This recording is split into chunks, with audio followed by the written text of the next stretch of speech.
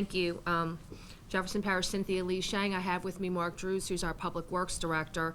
We really appreciate you coming here today to go over what we expect the next 3 days with this very, very cold weather and snow and potentially ice event. So I'll talk about some of the things that I'm most concerned about with the next 3 days. I'm most concerned about because this is not our normal, we're not used to this kind of weather. We don't rarely have, people don't have the equipment to drive in, icy and snow conditions. So really on the top of my list is the hazardous road conditions. So for that reason, we closed government. We're going to announce today we're going to close government as well on Wednesday.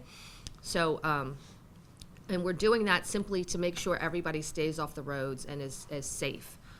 With the icy conditions, and then maybe it'll melt in the day and then refreeze again at night. We just don't know exactly what this is going to look like the next couple days, but we do know the roads will be very hazardous, and many teams are looking at closing roads, and Mark will go over our procedures, but it's dangerous out there, and we're just asking everybody to stay home and shelter in place, if we'll call it that. My second concern is also with generator safety and space heater safety. We did lose, during Hurricane Ida, we lost many people with carbon monoxide poisoning.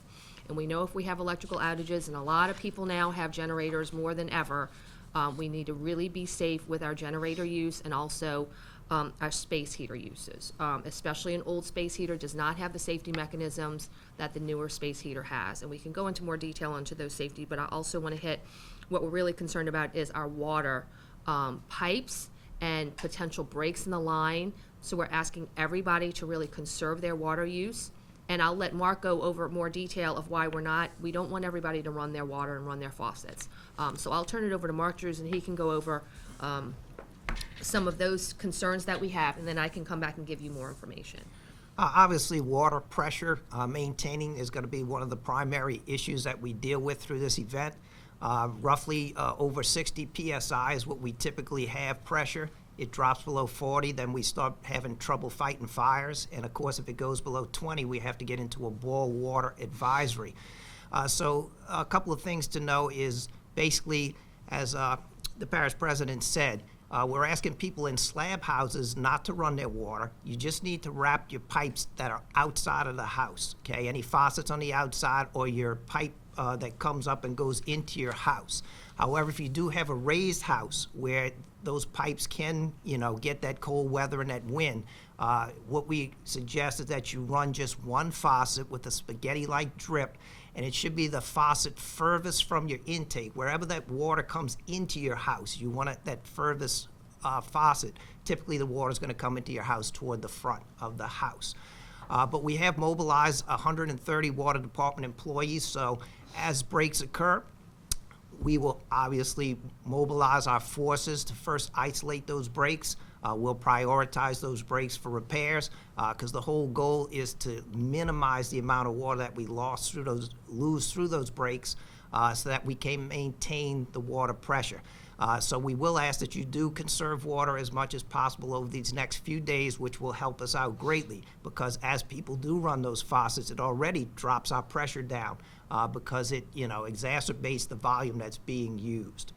Okay, and with that, I'll turn it back over to the parish president. Okay, so I want to make sure we have some people who are, we have some warming centers in place, and we have probably about 20 on each side. We have one on the West Bank and one on the East Bank, but what I said is 20 people already there. I think 23 on the West Bank, the latest numbers I had, and 19 on the East Bank. So those are, on the West Bank, it's Terrytown Playground, 641 Heritage Avenue in Terrytown. And on the East Bank, it's the Ilario Special Needs Center, 6900 Saints Drive. That's Airline near David Drive. Okay, so anybody who doesn't have proper sheltering, please come there and let's be safe. You'll get a cot and MRE and water. If you have a pet, bring your pet. We have supplies there to be able to take care of your pet as well. So please make sure you pass the word out on that.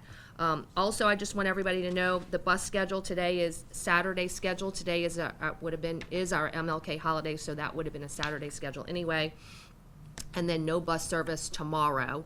And stay tuned for Wednesday. We haven't gotten word. We just announced that we're closing Wednesday, so we'll get word to you about bus schedule on Wednesday. No garbage pickup Monday, Tuesday, or Wednesday. There will be no garbage pickup. Again, we want to keep as many trucks off the road. And then our EOC has been activated.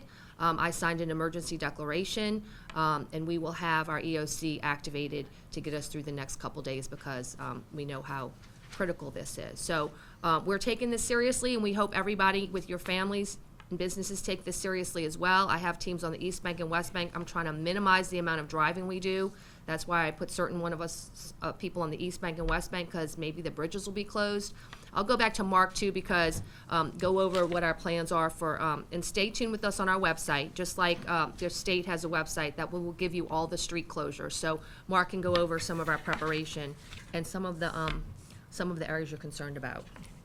With regard to roads, like we said, the best thing you can do is stay off of the roads. However, if in an emergency, if you absolutely have to use the roads, the best thing is to try to plot a strategy where you can stay on surface level roadways and avoid overpasses. We'll be working with the DOTD because the DOTD controls a lot of the roads in Jefferson Parish, as well as they do in all of the major cities. But we have some roadways where we will preemptively make some modifications. Today at noon, the Lapalco overpass of the Harvey Canal, which is our only mechanical bridge that the parish owns and has that metal grate on the main span, which tends to get very slick during these events. We'll reduce that to 1 lane at noon today so we can help manage it. It will slow the traffic going through that bridge. At about 2 p.m., after we reduce that to 1 lane, we're going to close the high-rise bridge on Lapalco that goes over the Cynthia, Bayou Cynthia. It's easy to get around that bridge by going to the West Bank Expressway. And at 5 p.m. Today, we're going to close the Cleary overpass of the I-10. Again, you can go to Bonneville to the east, or you can go to Transcontinental to the west, and those stay ground level. They'll go under the I-10, so you can get around those. And that way, we can now focus on tomorrow's event, where we'll have sand trucks on both sides of the event, and if we need to bring those sand trucks to maybe, say, do something at, say, the causeway overpasses to maintain causeway or our other bridges, we can focus on those without having to worry about those bridges that we know we're going to have issues with. So that's our plan, to work with the DOTD, have our sand trucks available to supplement what they do, and obviously we have staff on both sides, East Bank and West Bank, that can actually close some major arteries if we need to. Okay, and then again, I mentioned it earlier, but we're very concerned about heating hazards. So we know people are going to be using space heaters and generators. Remember, the generators need to be at least 20 feet away from your home. They have 3 feet of clear space around that generator. Make sure your exhaust goes away from your home, keeping it away from doors and windows. And then the space heaters, especially the newer ones, are better and they have automatic shutoffs. But if people go grab an older one, please make sure we're safe with the space heaters. 3 feet away from all furniture, drapes, any other flammable material. You want to plug that space heater directly into the wall. No extension cords, no surge protectors, no power strips. Go straight from the space heater to the wall. You want to turn it off when you leave the room. Never leave it unattended. I just spoke with our chief last night. He says, turn it off when you go to sleep. Just turn it off when you go to sleep. People get hot, they turn the blankets off. He's been to a fire like that. So our fire protection and our chiefs are very, very concerned because they know generator use will be high and space heater use will be high, and we want to get through this event without any injuries or any fires regarding those things. So please, again, children, pets, all of these things, this is not what we're used to doing all the time.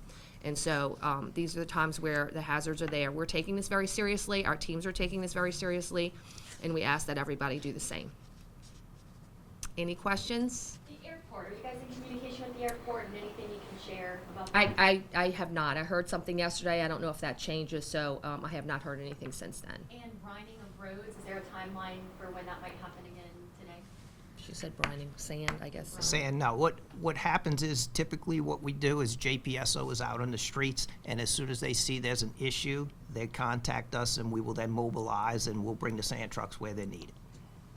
Any equipment that you guys are bringing in from maybe out of state or other areas just to support your fleet? We have emergency contractors on board ready to go. We have contractors that can help us with repairs of water lines, and we've also mobilized our contractor in case we have significant power outages for our sewer system. We will be able to mobilize temporary portable pumps or temporary generators to run those lift stations that are without power. How does the emergency declaration impact the supplies and resources needed? So we have a lot of pre-placed, we call it pre-placed emergency contracts. So when I sign an emergency declaration, it almost triggers our ability to use those contracts, and it changes some of the procurement, measures that we have that gets loosened during a time of emergency, as well as the pay for our employees. It puts everybody in a kind of a different schedule in terms of the workforce as well. Allowing like crews to work overtime and things like that? Absolutely, and it puts them in a different play, and it really sets that I can, order things or have the supplies needed without any of the more timely procurement measures. Yes. Which cities or areas within Jefferson Parish are most vulnerable to the cold weather this week, and how is the parish addressing these risks? I mean, all of us, I'll let Mark, from a Public Works perspective, handle that. Look, from a public works perspective, our system, is parish-wide, okay? So our water, sewer systems, they affect everyone. The most vulnerable probably, again, are gonna be the furthest away from our treatment plants, because as you lose pressure, obviously the pressure closer to our treatment plants, is in a little better shape.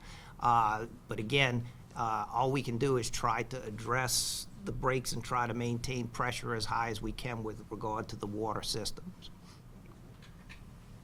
Any other questions? All right, thank you, everybody. Please stay safe and take this next couple days, seriously. Thank you. The warming center will be open until Wednesday? Until it need be, so we'll see how it goes, but we're gonna open it as long as we need to. And we have the ability to expand other, places if it gets crowded. Thank you. Okay? Thank you. Thank you so much.